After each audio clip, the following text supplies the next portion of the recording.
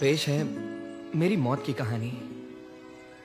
लेकिन घबराइए मत, असल में ये एक मजेदार कहानी है। और सच कहूं तो ये मेरी कहानी है ही नहीं, ये एक लड़की की कहानी है जिसका नाम है रपुंज़ल। और इसकी शुरुआत होती है सूरज से। एक समय की बात है, सूरज की किरणों से एक छोटी सी बूंद स्वर्ग से गिर पड़ी और इस छोटी सी बूंद से निकला एक जादुई सुनहरा फूल। उसकी खासियत ये थी कि वो किसी भी मरीज या जख्मी को ठीक कर सकता था। ओह, उस बुढ़िया को देख रहे हो? उसे याद रखना, वो इस कहानी का बहुत खास हिस्सा है। तो हजारों साल बीत गए और एक नदी के किनारे एक राज्य बस गया। उस राज्य के महाराज और महारानी को सारी प्रजा बहुत चाहती थी और महारानी वो मां बनने वाली थी, लेकिन बेचारी बीमार पड़ गई, बहुत ही बीमार। उनके पास ज्यादा समय नहीं था और ऐसे समय में लोग चाहते हैं कि कुछ चमत्कार हो जाए, और इस कहानी का चमत्कार है वो जादुई फूल। मैंने कहा था ना वो बुढ़िया वापस आएगी। बात ये है कि ये औरत जिसका नाम है मदर गॉथल, इसने अपनी जवानी को हजारों साल तक बचाकर रखने के लिए उस फूल की जादुई खासियत को किसी के साथ नहीं बांटा, और अब बस उसे एक जादुई मंत्र गाना था। खुल जाओ फूल खिल जाओ, अपनी जादुई शक्ति दिखाओ, बीत गए जो पल उन्हें वापस ले आओ, वापस ले आओ। समझ गए ना? फूल को मंत्र सुनाती और जवान हो जाती। डर लगा?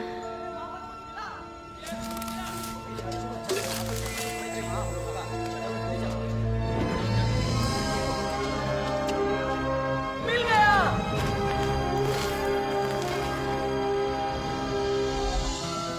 उस सुनहरे फूल के जादू ने महारानी को ठीक कर दिया और जन्मी एक सुंदर सी बेटी, एक राजकुमारी जिसके रेशमी सुनहरे बाल थे।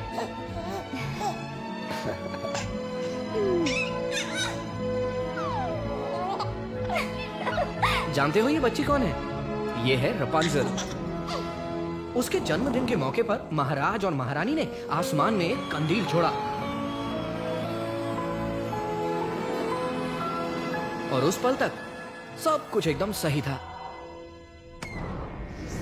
लेकिन सिर्फ उस पल तक।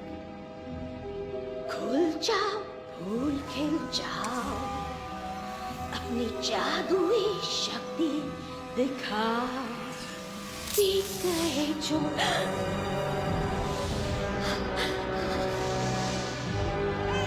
गॉथल महल में घुस आई, बच्ची को चुराकर निकल पड़ी और गायब। उस राज्य के सभी लोगों ने राजकुमारी को बहुत ढूंढा, लेकिन वो नहीं मिली, क्योंकि दूर घने जंगल में एक गुप्त मीनार में गॉथल उसे अपनी बेटी की तरह पाल रही थी। हो गया लौटा दो सब कुछ जो था मेरा, जो था मेरा।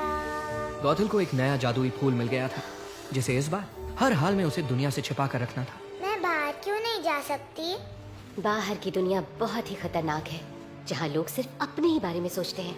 तुम यहीं रहोगी जहाँ तुम्हें कोई खतरा नहीं, समझी मेरी नन्ही कली? हाँ माँ। लेकिन उस मीनार की दीवारें सब कुछ नहीं छिपा सकती थीं। हर साल राजकुमारी के जन्मदिन पर महाराज और महारानी आसमान में हजारों कंदील छोड़ते थे, इस उम्मीद में कि एक दिन उनकी खोई हुई राजकुमारी जरूर लौट आएगी।